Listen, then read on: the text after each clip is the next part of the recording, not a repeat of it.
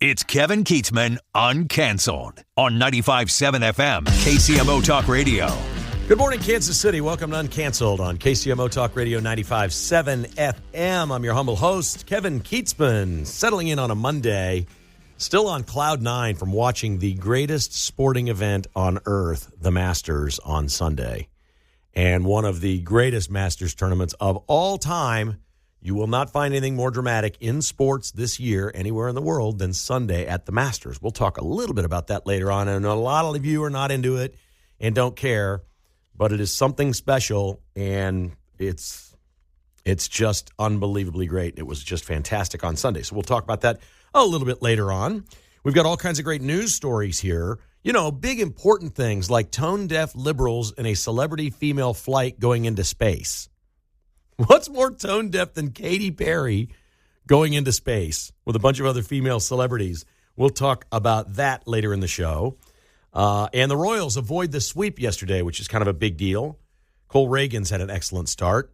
They could have been swept by Cleveland. They were not. They're at 8-8, and their road trip continues. It's Murderers Row. They're off to New York. But we're going to start with something that I received via text from a friend who lives in my neighborhood.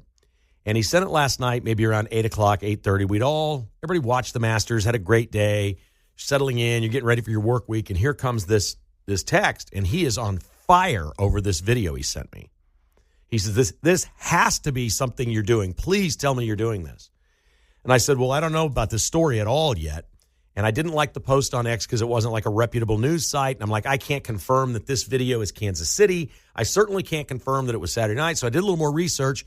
And I started reading all these news accounts of a police officer in Kansas City, Missouri on Saturday evening about 7 o'clock who was stopping an ATV, which is an all-terrain vehicle, four wheels. I don't want you to think of like the dude on the Rascal at Walmart. Okay, it wasn't one of those tiny little things, all right? This was a big, massive ATV. It was huge. It was more like, we used to call these things dune buggies. I mean, this was a big vehicle. This wasn't some little motorcycle-looking thing. It was way bigger than the one Casey Wolf rides around in at Arrowhead. Think like twice that size, maybe 3 times. And I'm looking at this video. I'm like, oh, my gosh. And then I read the news accounts where there is no video. None of the TV stations have video of it yet. The Kansas City Star doesn't really even want to mention it. It was buried at the bottom of their page, and certainly no pictures or video. One description wrote that this was basically an event where there was deflation devices on the ground that deflate the tires, that if you run over them, this was deflation device avoidance, said one media outlet. Mayor Quentin Lucas commented about the, quote, reckless ATV driver, unquote. Folks, you heard Brad Lemon on earlier with Pete Mundo, the leader of the Fraternal Order of Police, who's very frustrated about people racing cars, doing donuts, having circles, ATVs out on the road, and all these things that they're doing, that they do not have the ability to police this properly, that they need physical tools, and they need better laws. You know, they have no chase laws. Now, this guy they could chase because he committed a violent crime. He ran over a police officer. If you have not seen it, you can go to my X page right now. I just posted a little bit ago.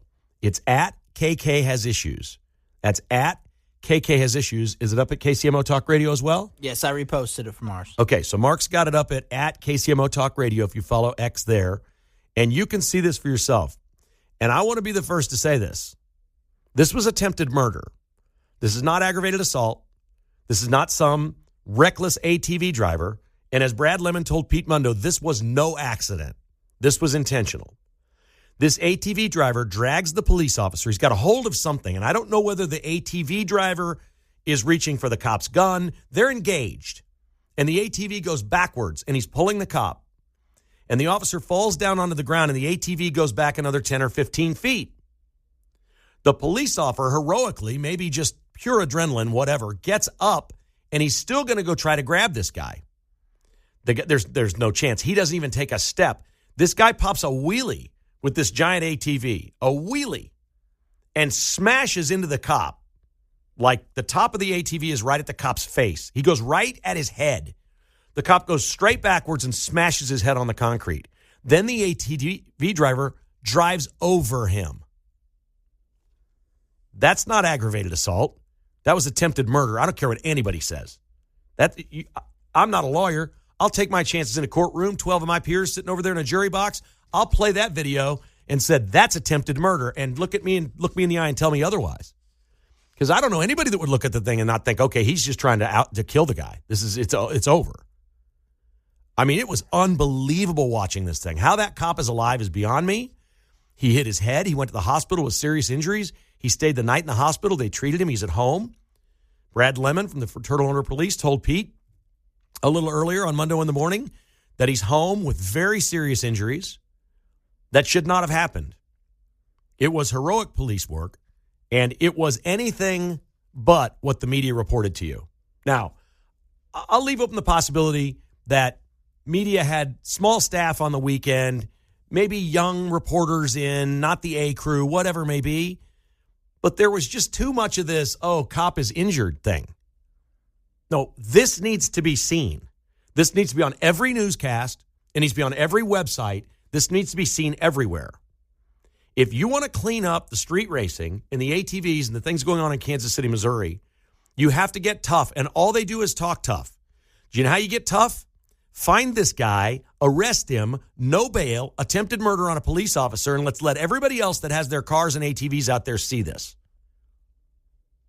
It doesn't sound right when somebody gets made an example of in the legal system. But it does sound right to me that this guy should be charged with everything and held. Talk about a flight risk. He ran from cops. I don't know how many laws he broke. I mean, this could wind up being 5 or 6 charges, the different things that he did, and then just speeds off from the scene, probably thinking he just killed a cop, and I got to get away from here. I probably just killed the guy. I got to flee. I got to go. And they haven't found him yet. The way to stop these things is to punish people.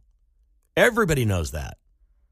Look, I'm not going to sit here and tell you I'm an expert on whether cops should chase nonviolent criminals.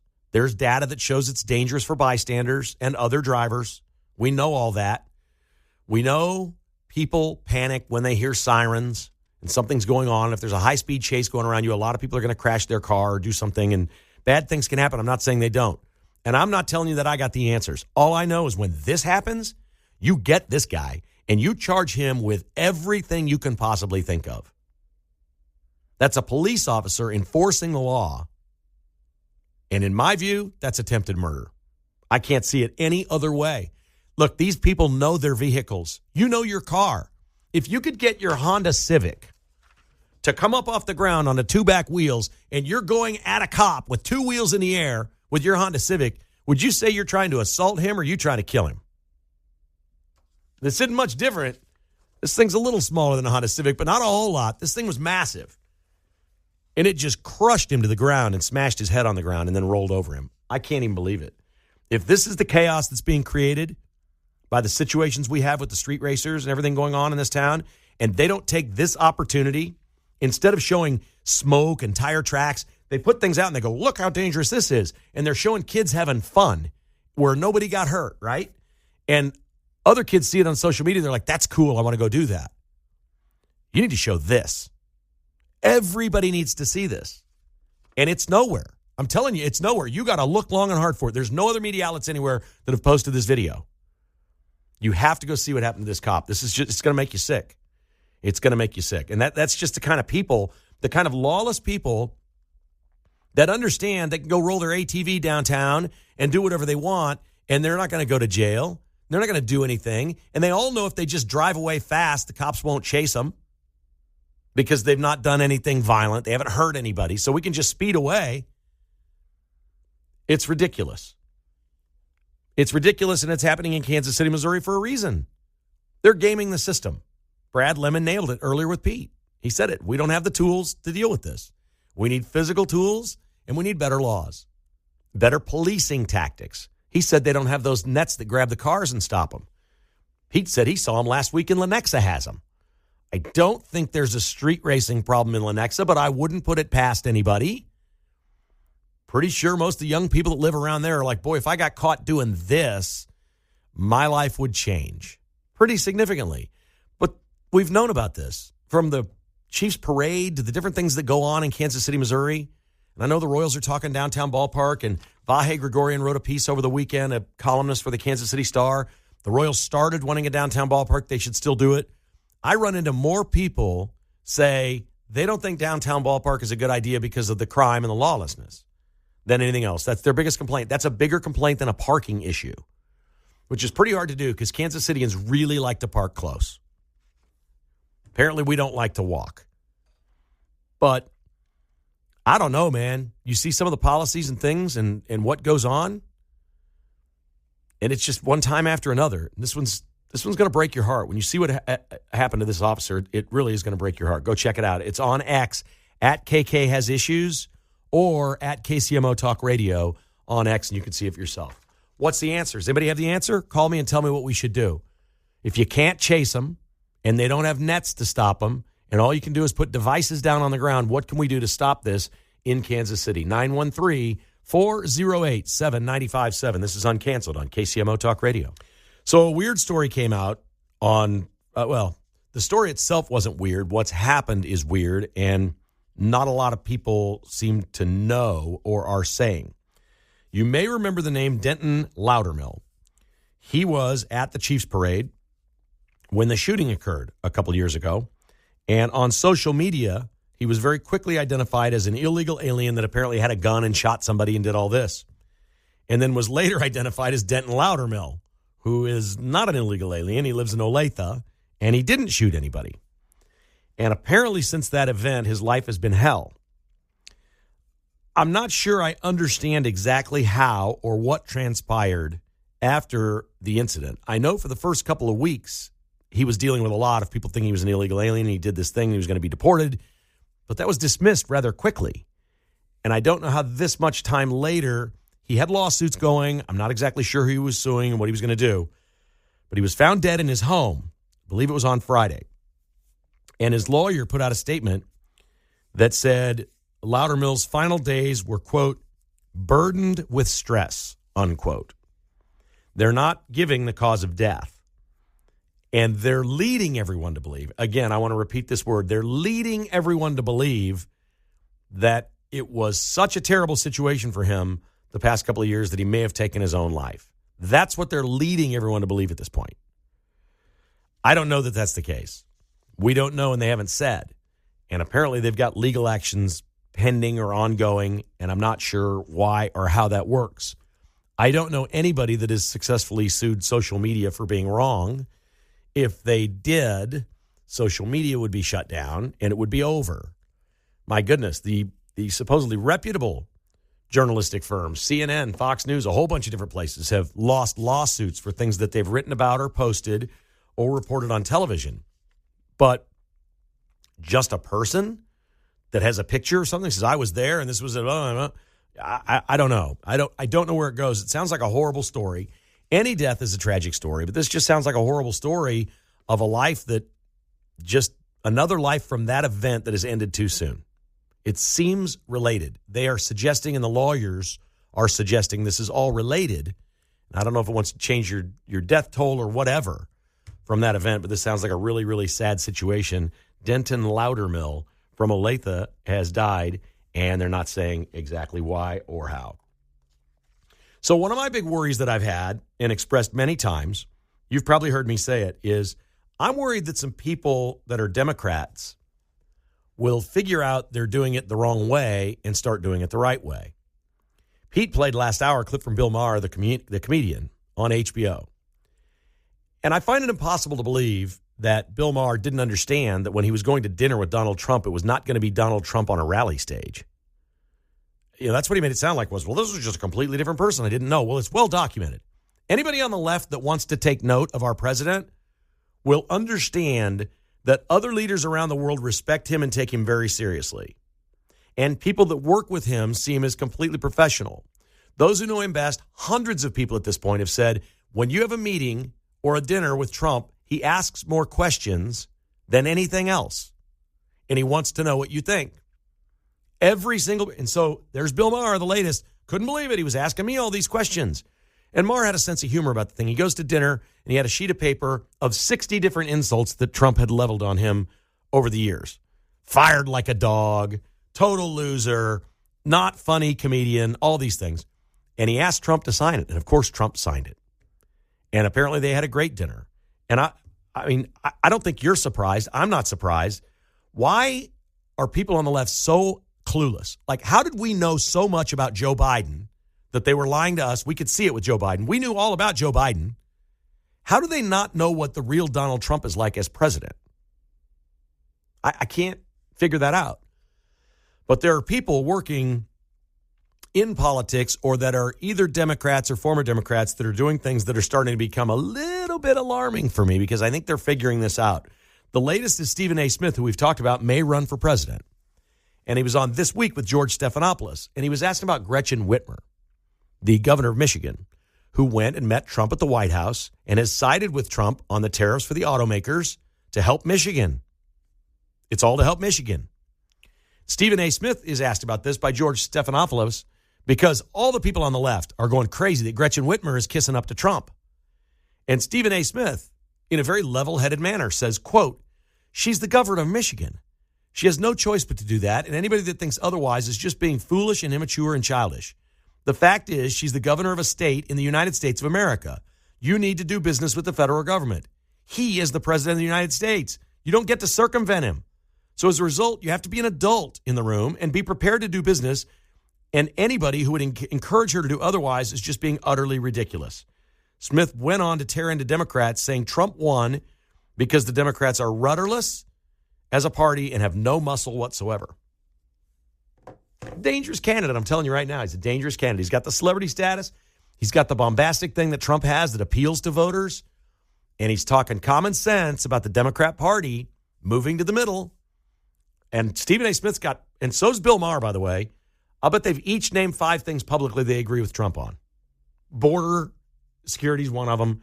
They're both against defunding the police, some of these other stupid things that we've seen. Those guys aren't crazy. Bill Maher and Stephen A. Smith, I would think that's the majority of Democrat voters. That's the party I remember. I got a lot of people that I've met in my life that are Democrats, and they're more like that than AOC and Bernie. They really, truly are. And I think there's got to be a bunch of those folks, and it scares me just a little bit that that's becoming their playbook and their game plan, and that those people will gain traction with Democrat voters or just with people that flat don't like Trump, or by default, they will not like J.D. Vance because J.D. Vance was Trump's guy. There will be some of that for J.D. Vance. We'll probably see some polling down the road somewhere that somebody with people that don't like Trump polls better than J.D. Vance in the Republican Party. We shall see. All right, we'll see if we get these phones fixed up and take some of your calls in the next segment. If not, I got plenty of great stuff. Stick around. 913-408-7957. This is Uncanceled on KCMO Talk Radio. Well, it's so great to have you listening. Thanks for tuning in to KCMO Talk Radio every single day. Tell your friends about it. Put the preset in your car. Get it all set up, ready to go. Listen on your smart device. Anywhere you listen to any audio, you can listen to KCMO Talk Radio, and we appreciate you joining us. Our phones are still so goofed up. We're not sure we're going to be able to give away the Kid Rock tickets today, so we may give away 2 pairs tomorrow. We'll find out. Mark has just informed me that our calls are now going where? To our hip-hop station down the hip-hop station down the hallway. So if you guys are calling in and you're getting our friend Evany, don't give her a hard time. Be nice to Evany. Be nice to Evany. If you call our number right now, be nice to her. They're just rerouting down the hall? Yeah, I've worked in radio a while. I've never seen anything happen like this. Spectacular. Just spectacular. Only in radio on a Monday. So a lot of our regular callers may just go ahead and try to mess with that and see how the experience is different right now by getting Evany. Leave her alone. Don't call the number. Don't, because we haven't got them fixed. We'll let you know if we get them fixed. They got something really nice fixed in the state of Arizona.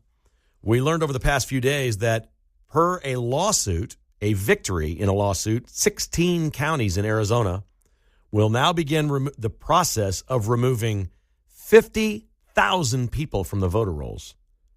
That is a difference maker in Arizona. Guess what all 50,000 of these people have in common? Not a single one of them provided proof of citizenship. Now, that doesn't mean they're not citizens. What it does mean is they didn't do this the proper way. You have to prove you're a citizen in Arizona.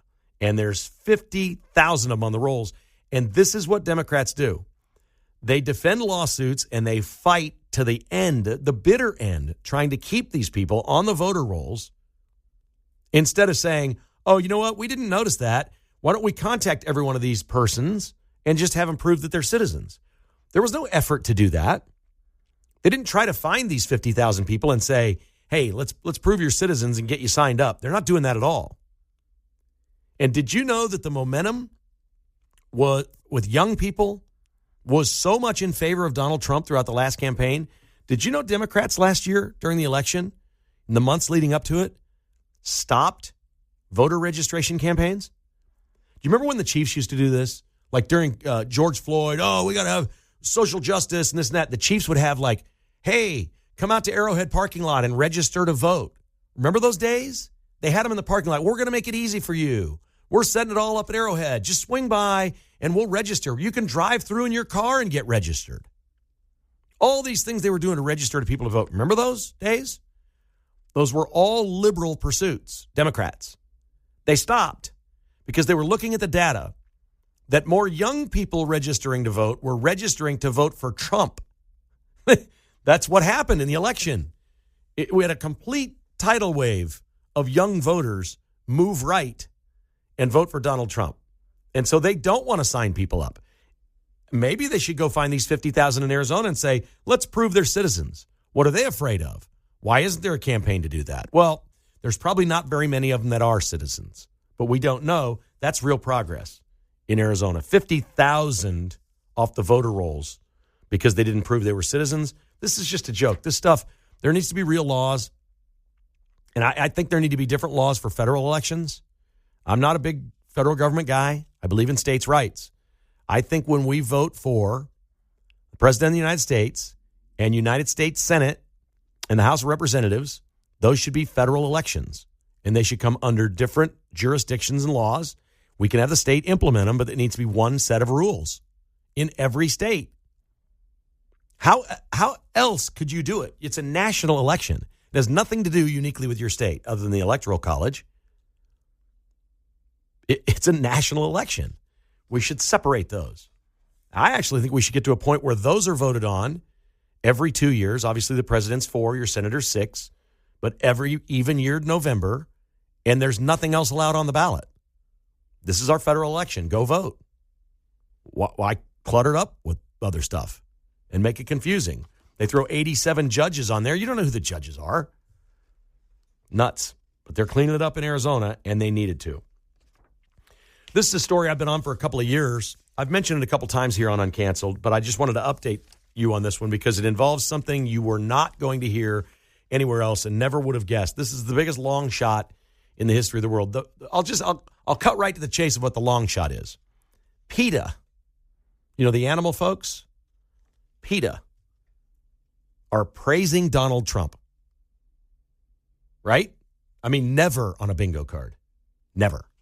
They're praising Donald Trump. Now, it'll take me a moment to get to the story, but I'm going to backtrack a couple of years because on my podcast, I was all over Kansas State and subsequently the University of Missouri and University of Georgia and schools that took hundreds of thousands of dollars from the federal government, Anthony Fauci funds, this was Fauci funding, to do research using beagles instead of mice.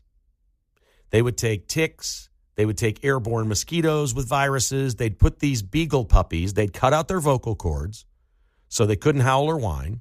Beagles are the most docile puppies and dogs that there are. They wouldn't fight back. They strap them down on a table. They put a net around them. They put a choker around their neck. And then they fill the net up with all these bugs that are going to infect them with all these diseases. Then they kill them when they're 6 months old. Kansas State, the University of Missouri, the University of Georgia, and several others. The single most despicable thing I ever saw. Trust the science. Science is everything. I am science, Fauci would say. This is money approved by Fauci, the NIH.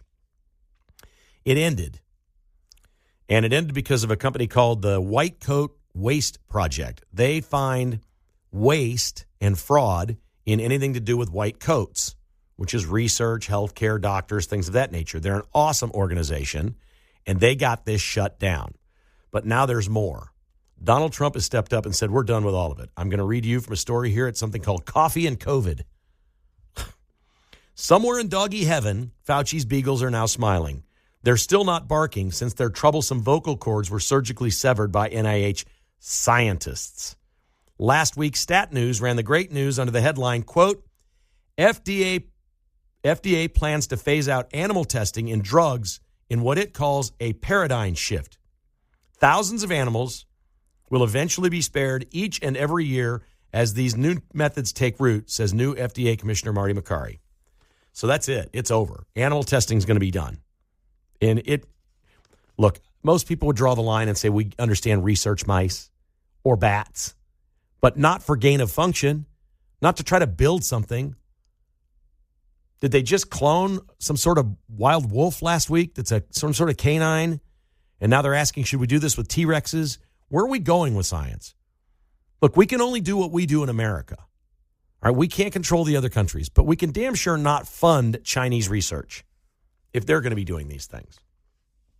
And we shouldn't be researching and killing beagles. It's inhumane. It's disgusting what they did with the dogs. I'm sorry. And yes, I'm the first one to admit, complete double standard. I believe a dog's life is much more worthy than a research mouse. I'm sorry, I do. I see mice as food for other animals. I do not see dogs as food for other animals. I don't. I think mice are prey. But this is awesome. And Lee Zeldin's involved with the EPA.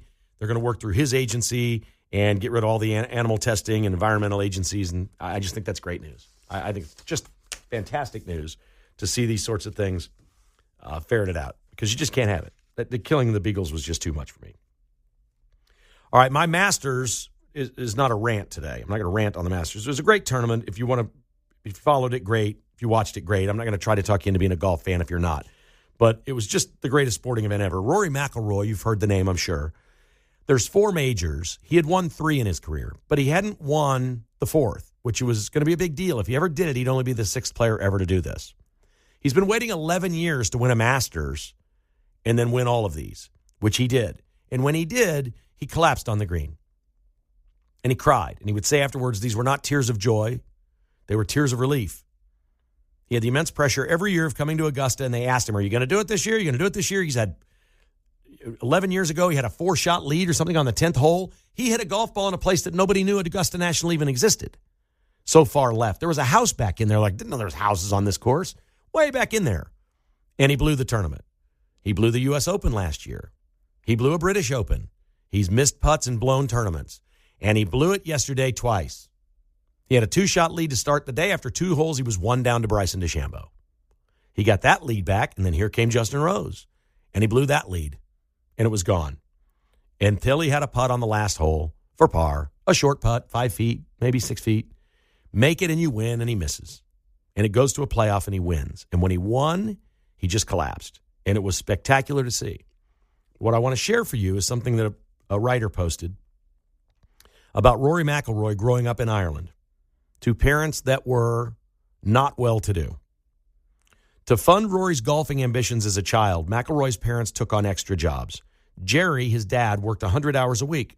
He cleaned toilets and showers at the local sports club in the morning. He served as a server at the Hollywood Golf Club from noon until 6, then returned to the sports club to work behind the bar every night.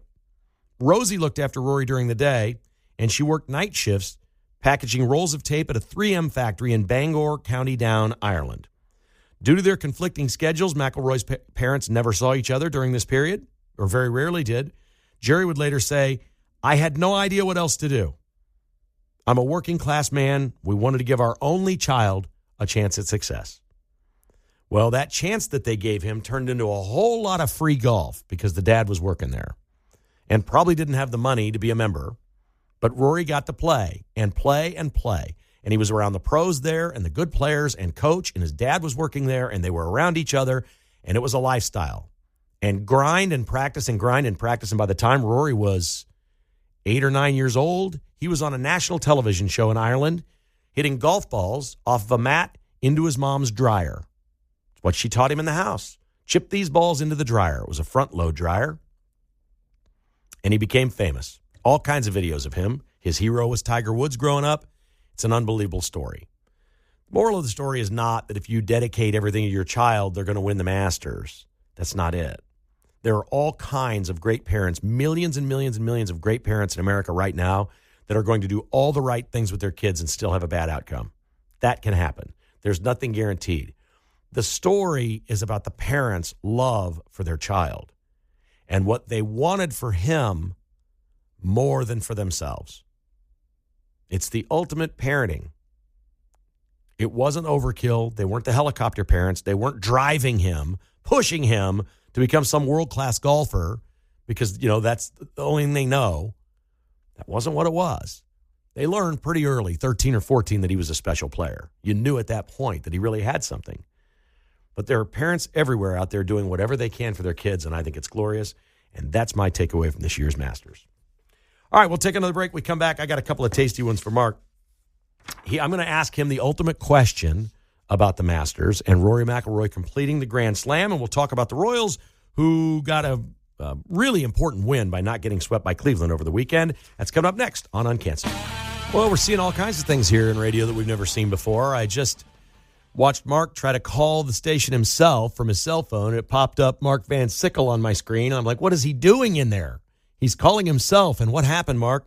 Yeah, I was just testing it out to make sure that the phones were working in, and I end up talking to Evany, our friend down the hall at Power 105. Strangest thing ever. I thought that I was calling myself. First of all, that doesn't happen every day. Right. You don't usually call yourself. Right. And then I end up talking to my friend down the hall for a couple of minutes trying to figure out our phone issue. She's been getting a bunch of calls. Please don't call. Please don't call. We're going to give away the Kid Rock tickets tomorrow. We'll give away double. We'll do it twice tomorrow. So stick around for that one tomorrow. We'll be giving those away.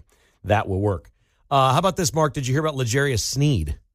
I did, unfortunately. What the heck did he do? Do we know? He hasn't been charged with anything, right?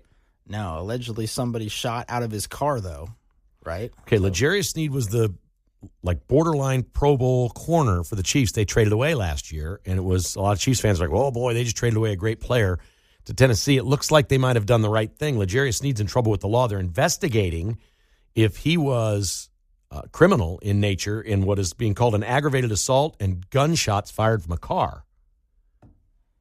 Sounds pretty serious. We don't know if he was driving or do we know anything? I think his assistant was in the car with him, so they're trying to figure out if it was him or the assistant that maybe shot the gun. I don't know. Again, he Seems bad. doesn't play for the Chiefs anymore. No. Not our problem, but wow. What I never understand that, man. You got life you got it right in the palm of your hand, Everything's going so great. You got a big, fat new contract.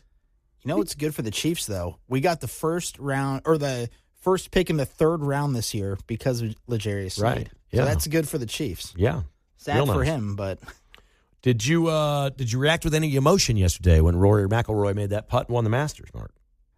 I jumped up and started clapping. I really did. Yeah. I was in my room. My wife had not watched any of the Masters. She literally walked in with the baby right as he made the final putt to win it, and she overcame with emotion, though.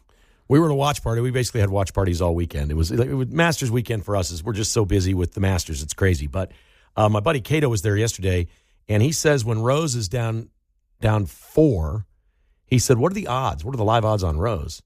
And I said, I'll look them up. And I looked it up, and it was $10 to win $550. So it was 55 to 1. Wow. And he's like, oh, let's get in on that. So I put $10 in, and he'd gone to the bathroom or something. He came back. I said, do you want some of that? And he said, yeah. I said, how? He said, $10. I said, great. So then he made his birdie putt, and now it's down to 3. It was still 330. So Cato got it at 33 to 1. We were sitting there with only $10 each invested that would have paid all this money. I've never won anything like that before. That would have been cool, but Justin Rose did not win. It was close. It was great. He made that putt on 18, man, in regulation. It was solid. That was fun to watch. It was right there. So here's the question I asked everybody at our watch party yesterday. There are 4 major championships in golf. If you win the Grand Slam, which means you've won each of the 4 one time, at least, or more, you're in a select group. Rory becomes the 6th of all time. Would you rather win? Rory now has 5. Let's assume he never wins another one. Okay? He's going to end his career at 5, but he has the career slam. Would you rather have that, or would you rather have Kansas City and Tom Watson's 8 Masters, British Opens, and U.S. Opens with no PGA?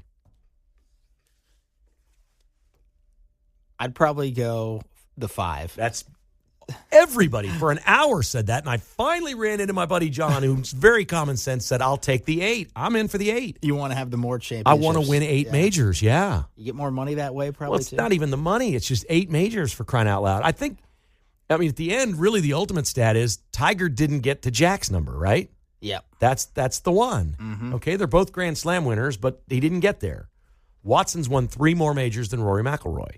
Watson and Phil Mickelson's careers are almost identical, except Phil's tournament that's missing is the U.S. Open. That's a whole different deal than missing the PGA. Tom Watson didn't win the PGA. Who cares? There's still a lot of time for Rory, though. He's still young. He could still win some more tournaments. But he just went 11 years without one. That's true. I wouldn't. Maybe he's going to get hot now.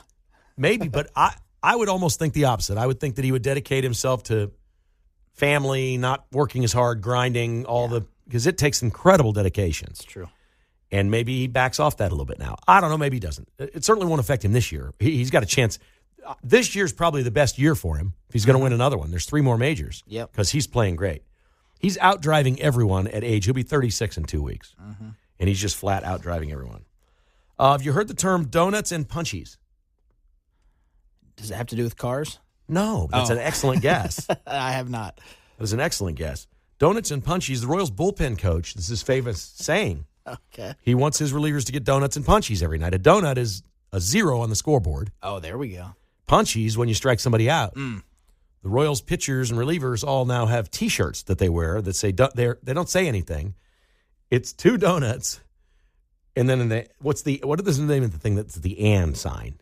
Oh yeah, is that an ampersand? Yeah. Ampersand, and then it has the emojis of fist pump. Nice. Punchies. Donuts and punchies is the new Royals slogan. I like that. I do too.